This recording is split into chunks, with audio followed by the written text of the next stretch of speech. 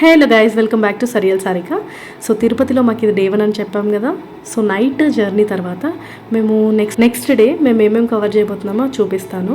లైన్లో చాలాసేపు నిల్చున్న తర్వాత ఎస్ఎస్డి టోకెన్స్ అయితే దొరికింది. తీసుకున్న దాని ప్రకారం మాకు 9 o'clockకి రేపు ఉందన్నమాట దర్శనం. అంటే మేము దిగిన 2వ రోజు. సో ఈ రోజంతా మేము ఖాళీగా ఉన్నాం.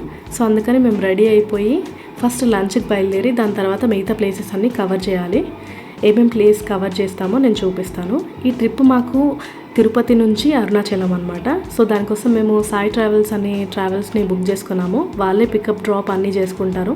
సో ఎస్ఎస్డి టికెట్స్ దగ్గర కూడా వాళ్ళు మాకు గైడ్ చేశారు. ఇవాళ తిరుపతిలో లోకల్ టెంపుల్స్ అన్నీ కవర్ చేసి దాని తర్వాత మేము నెక్స్ట్ శ్రీకాళహస్తికి బయలుదేరి మళ్ళీ రేపు శ్రీవారి మెట్లు నుంచి ఫస్ట్ తిరుమలకి చేరుకొని దాని తర్వాత 9 o'clockకి నైట్ దర్శనం చేసుకోవాలి. సో ఇది ప్లాన్ అనమాట మాకు. సో ఇవాళ అంతా కొంచెం యాక్టివ్గా ఉంటాం కాబట్టి లోకల్ అంతా కవర్ చేస్తున్నాము. దీని ముందు వీడియో నైట్ జర్నీ ఇంకా ఫస్ట్ డేది మేము రీచ్ అయింది. ఎవరు చూడకపోతే చూడండి. నేను ఇక్కడ ఐ సింబల్ దగ్గర క్లిక్ చేయండి, మీకు కనిపిస్తుంది ఆ వీడియో చూస్తే మీకు ఫుల్ క్లారిటీ వస్తుంది అనమాట. ఎట్లా దానికన్నా ముందు మేము లంచ్ చేద్దామని అనుకున్నాం అనమాట. ఎందుకంటే మార్నింగ్ నుంచి మేము హెచ్ఎస్డి టోకెన్స్ కోసం నిల్చున్నాం కదా. సో అక్కడ ఏం తినలేదు, ఇంటికి వచ్చి డైరెక్ట్గా ఫ్రెష్ అయిపోయాము. డైరెక్ట్ ఇప్పుడు తినడానికి వెళ్దామని చెప్పేసి సో మధ్యలో దారిలో ఆపుకొని అక్కడ తిందామని అనుకున్నాం.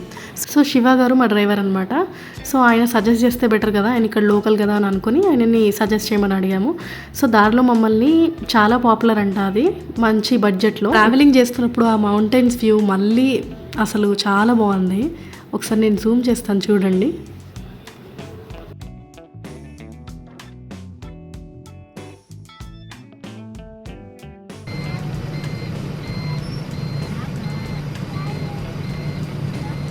అఫోర్డబుల్ బడ్జెట్లో మంచి మీల్స్ తినాలంటే ఇక్కడ తినాలని సజెస్ట్ చేశారు మాకు. సో అందుకని ఇక్కడ దిగుతున్నాం అనమాట.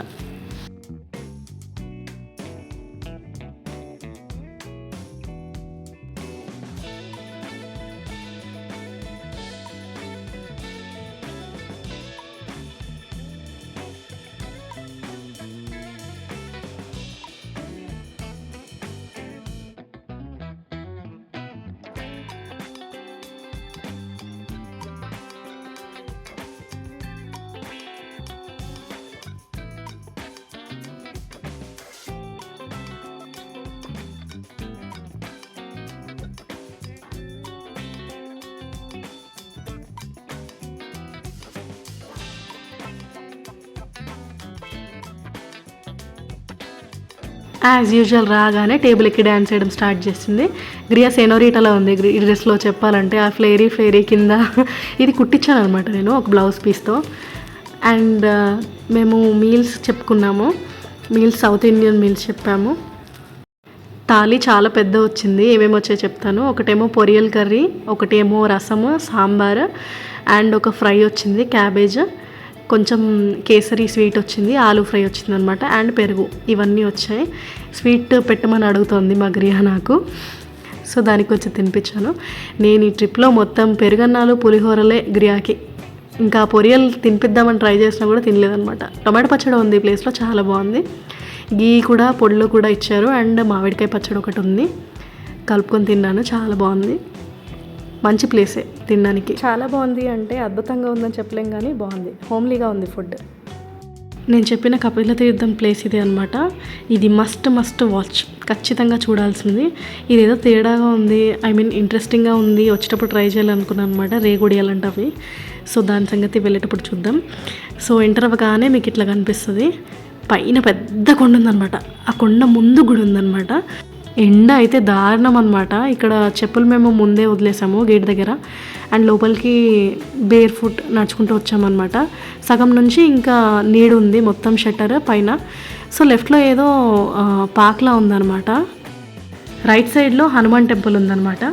దాని ముందు జలప్రసాదం, డ్రింకింగ్ వాటర్ అవైలబుల్ ఉన్నాయి. ఇది ఇక్కడ ఏంటంటే మేము వెళ్ళిన అన్ని టెంపుల్స్లో నిత్యాన్నదానం ఉందండి. అంటే మధ్యాహ్నం బయట ఎక్కడ తినక్కర్లేదన్నమాట. ఫుడ్ దొరకదు అని అనుకున్నప్పుడు మీరు ఒకవేళ టైంకి వెళ్ళగలిగితే మాత్రం అక్కడే ఫ్రీగా గుడిలో భోజనం చేయొచ్చు. సో లోపలికి వెళ్ళేదారి వచ్చేదారి అంతా ఇక్కడి నుంచే స్టార్ట్ అవుతుంది. సో లెఫ్ట్లో మంచిగా చెట్లు అవన్నీ ఉన్నాయన్నమాట. అక్కడ లోపల కూడా ఎంటర్ అయ్యి కాసేపు కూర్చొని అన్నీ చూసుకోవచ్చు. తిరుపతిలో మనం ఏ గుడికి వెళ్ళినా అక్కడ గోవిందనామాలు అండ్ మనం చూసే విగ్రహాలు కూడా ఇంచుమించు గోవిందుడికి దగ్గరగా ఉంటాయి అన్నమాట చూడ్డానికి.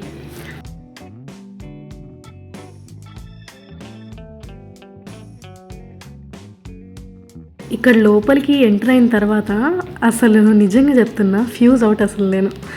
కొంచెం ముందుకెళ్తే ఆ రాక్ కింద వాటర్ అసలు వ్యూనే అసలు ఎట్లా ఉందంటే డివోషన్ ఇంకా నేచర్ రెండు మిక్స్ అయితే ఎట్లా ఉంటుంది వాటి కొలాబరేషన్ అట్లా ఉందన్నమాట. చూసినప్పుడు మస్ట్ విజిట్ అని చెప్పాలి ఈ ప్లేస్, ఖచ్చితంగా వెళ్ళాలి. ఇంకా మీకు వీలైతే మీరు బట్టలు మార్చుకోవడానికి ఎక్స్ట్రా బట్టలు తెచ్చుకోండి. మేమైతే మాకు తెలీదు ఇంత బాగుంటుంది స్నానం చేయొచ్చు అన్న విషయం మాకు తెలీదు, సో అందుకని మేము తెచ్చుకోలేదు. మీరు వెళ్తే మాత్రం కంపల్సరీ తీసుకెళ్ళండి. సమ్మర్లోనే ఇలా ఉందంటే రైనీ సీజన్లో అంట పైనుంచి వాటర్ వస్తాయంట కిందికి, ఆ వ్యూనే ఇంకెట్లా ఉంటుందో ఆలోచించండి. ఈ కోనేటికి పైవైపు లెఫ్ట్లో మెట్లు ఉంటాయన్నమాట. ఆ దారి నుండి వెళ్తే మీకు కిందకి మెట్లు మళ్ళీ ఉంటాయి, ఒక గుహలోకి ఎంటర్ అయినట్టు ఉంటుంది అనమాట. సో అక్కడ లక్ష్మీనరసింహస్వామిని దర్శించుకోవచ్చు. లక్ష్మీనరసింహస్వామి ఇక్కడ మీసాలతో కనిపిస్తారనమాట, కొత్తగా ఉంటుంది. అండ్ ఎట్లా ఉంటుందంటే మల్లన్న కొమరవెల్లి మల్లన్న, సో అట్లా ఉంటారనమాట చూడ్డానికి. నేను ఎప్పుడూ విగ్రహం అట్లా చూడలేదు నరసింహస్వామిది, నాకు కొత్తగా అనిపించింది, బాగుంది.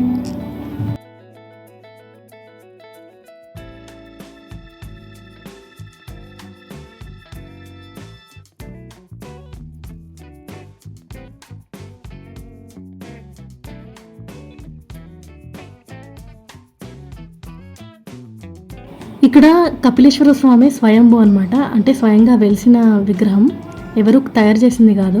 ఇక్కడ ఏంటంటే కపిల మహాముని ఇక్కడ పూజించారనమాట శివలింగాన్ని. సో అందుకని ఈ ప్లేస్లో ఉన్న విగ్రహాన్ని కపిలేశ్వర స్వామిగా పిలుస్తారు.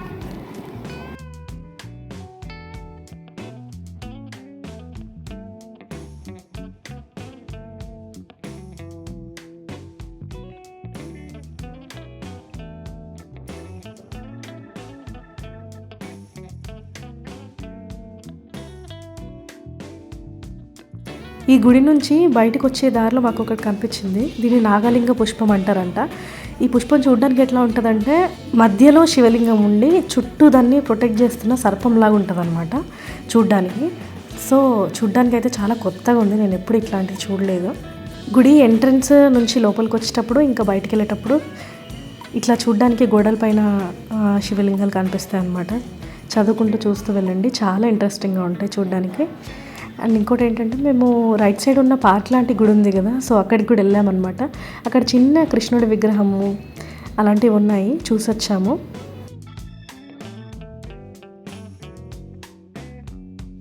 కృష్ణ హే గోపాల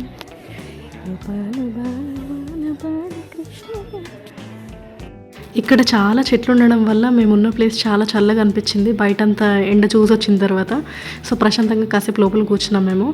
చిన్నప్పటి నుంచి మనం కోతులు చూస్తుంటాం కానీ కొండంగా అంటే నాకు అస్సలు ఐడియా లేదు నిజంగా. నేను అక్కడికి వెళ్ళిన తర్వాత నేను చూసిన ఫస్ట్ టైం డైరెక్ట్గా. సో అది నాకు ముందు కింద నుంచి ఎవరు ఏది యాక్ట్ చేస్తే అది పైనుండి అదే యాక్షన్ చేస్తుంది అనమాట.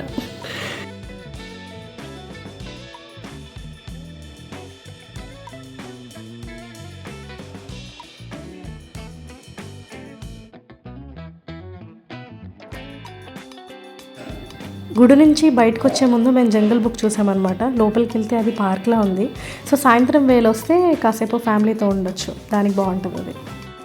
కపిలేశ్వర స్వామి దర్శనం అయిపోయిన తర్వాత మనం స్టార్టింగ్లో వస్తున్నప్పుడు కనిపించిన ఆంజనేయ స్వామి టెంపుల్లో కూడా దర్శనం చేసుకొని మళ్ళీ వేరే ప్లేస్కి స్టార్ట్ అయ్యాం. బాగున్నావా?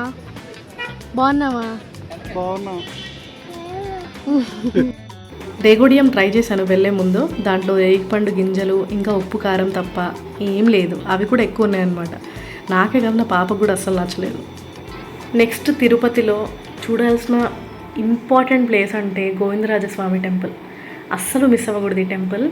ఈ దర్శనం మీరు అస్సలు మర్చిపోలేరనమాట, మీ కళ్ళలో ఉండిపోతుంది గోవిందరాజస్వామి విగ్రహము, అంత బాగుంటుంది అనమాట. వెళ్ళే ముందు ఎక్కడ ఇంటర్నెట్లో కానీ లేకపోతే యూట్యూబ్లో కానీ ఇన్స్టాగ్రామ్లో కానీ ఎక్కడ మీరు సెర్చ్ చేసి చెక్ చేయకండి, అసలు ఆ సర్ప్రైజ్ ఫీలే వేరుంటుంది. అక్కడ ఉండే డివైన్ ఆ ఎనర్జీ ఉంటుంది కదా, అది మీకు మళ్ళీ మళ్ళీ గుర్తొస్తూ ఉంటుంది అనమాట మీరు ఇంటికి వెళ్ళినా కూడా. అంత మంచి ప్లేస్ అది. ఒక మెయిన్ రోడ్ పక్క సందులో ఉన్నట్టే ఉంటుంది టెంపుల్. అట్లా లైన్లోకి ఎంటర్ అవుతున్నప్పుడే మీకు అన్నీ కనిపిస్తాయి అన్నమాట. షాపింగ్ కోసం బ్యాంగిల్స్, బట్టలు, జ్యువెలరీ, దండలు, దేవుడి ఫోటోలు, విగ్రహాలు, గిన్నెలు, ఇవన్నీ మీకు కావాల్సినవి అన్నీ ఉంటాయి అన్నమాట.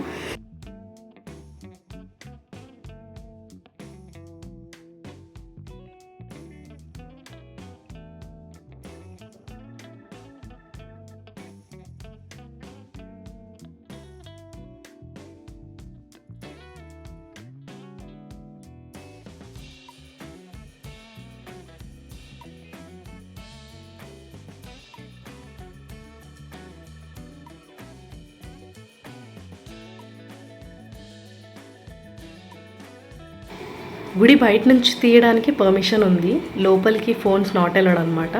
సో ఎంట్రీలోనే ఫోన్స్ అన్నీ ఇచ్చేస్తున్నాము, లోపలికి ఏది క్యారీ చేయట్లేదు. మా దర్శనం అయిపోయిన తర్వాత ఫోన్స్ కలెక్ట్ చేసుకుని రిటర్న్ వెళ్తున్నాం అనమాట. ఆ టైంలో మాకు గజరాజులు కనిపించారు. ఎంత బాగున్నాయో యాక్చువల్లీ చూడాలంటే. చాలా స్మూత్గా యానిమేటెడ్ లాగా కనిపిస్తున్నాయి అనమాట చూడడానికి డైరెక్ట్గా. మేము ఇక్కడ నుంచి ఇస్కాన్కి వెళ్తున్నాం అనమాట. సో ఇస్కాన్లో మళ్ళీ అక్కడికి వెళ్ళి కాసేపు ఉండి నెక్స్ట్ ప్లేస్కి మళ్ళీ స్టార్ట్ అవుతాం అనమాట.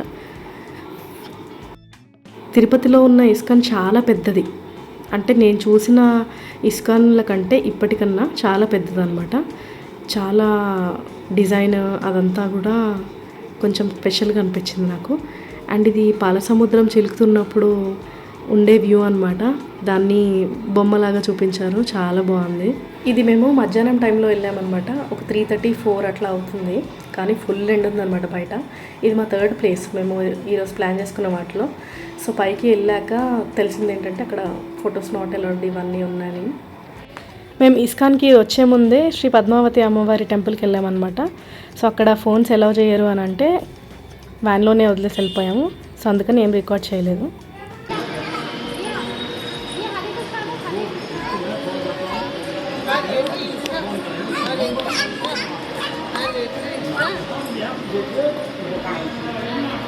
ఇస్కాన్ తర్వాత మేము శ్రీకాళహస్తికి బయలుదేరామన్నమాట. ఇది 60 కిలోమీటర్స్ ఉంది తిరుపతి నుంచి. సో అట్లా నైట్ జర్నీ చేసుకొని అక్కడికి రీచ్ అయ్యాము. ఎంత బాగుందంటే గుడి, కనిపించే గోపురం కూడా అదే అనమాట. దూరం నుంచి కనిపిస్తుంది మీకు ఎంటర్ అవ్వగానే. ఎంత బాగుందంటే ఎక్కువ డెకరేట్ చేయరు, లోపల మధ్యలో మాత్రమే, గుడి ప్రాంగణంలో మధ్యలో మాత్రమే లైట్స్తో డెకరేట్ చేస్తారనమాట. చాలా బాగా కనిపిస్తుంది. ఇది కూడా పురాతన కట్టడంలా కనిపిస్తుంది అనమాట. చాలా ఆథెంటిక్ ఫీల్ ఉంటుంది. శ్రీకాళహస్తిలో రాహుకేతు పూజలు చాలా ప్రసిద్ధి అనమాట. ఆ ప్రాబ్లమ్స్ ఉన్న వాళ్ళు ఎవరైనా అక్కడికి వచ్చి మరీ చేయించుకుంటారు. అండ్ చేయించుకొని డైరెక్ట్గా ఇంటికే వెళ్ళాలన్న. ఇవాళ సక్సెస్ఫుల్గా కంప్లీట్ చేసిన లోకల్ టెంపుల్స్ ఏంటంటే శ్రీ కపిలేశ్వర స్వామి టెంపుల్ ఒకటి, గోవిందరాజ స్వామి టెంపుల్ ఒకటి, అండ్ పద్మావతి అమ్మవారి టెంపుల్ ఒకటి, నెక్స్ట్ ఇస్కాన్ ఒకటి, దాని తర్వాత శ్రీకాళహస్తి లాస్ట్లో వెళ్ళాం. శ్రీకాళహస్తిలో మా దర్శనం అయిపోయి మేము మళ్ళీ ఇంటికి వెళ్ళే వరకు ఒక 10:40-11 అయిపోయిందనమాట. అప్పుడు ఇంటి దగ్గర ఏమీ లేవు, ఒకే ఒక ఫాస్ట్ ఫుడ్ సెంటర్ ఉంది, కానీ అక్కడ కూడా మొత్తం నాన్ వెజ్ ఉందనమాట. మేము ఇంటి నుంచి కొంచెం రైస్ కూడా తెచ్చాము. ఇండక్షన్లో ఒక చిన్న గిన్నె ఇచ్చారు అంతే, దానిలో వండితే మాకు సరిపోదు. సో నేను మా క్యూటో ఫాస్ట్ ఫుడ్ సెంటర్కి వెళ్ళి వైట్ రైస్ కొనుక్కొని వచ్చామన్నమాట. సో సగం అది సగం ఇది అందరికీ సరిపడా తిన్నామన్నమాట, అడ్జస్ట్ చేసుకొని. కర్డ్ ఇంకా మా దగ్గర ఉన్న పిక్కల్స్తో. రేపు శ్రీవారి మెట్ల నుంచి జర్నీ స్టార్ట్ అవుతుంది అనమాట. మళ్ళీ ఏమన్నా క్వైరీ డౌట్లు ఉంటే కామెంట్ చేయండి. Thank you for watching this video. Thank you. అప్పుడు వరకు గోవిందా గోవిందా.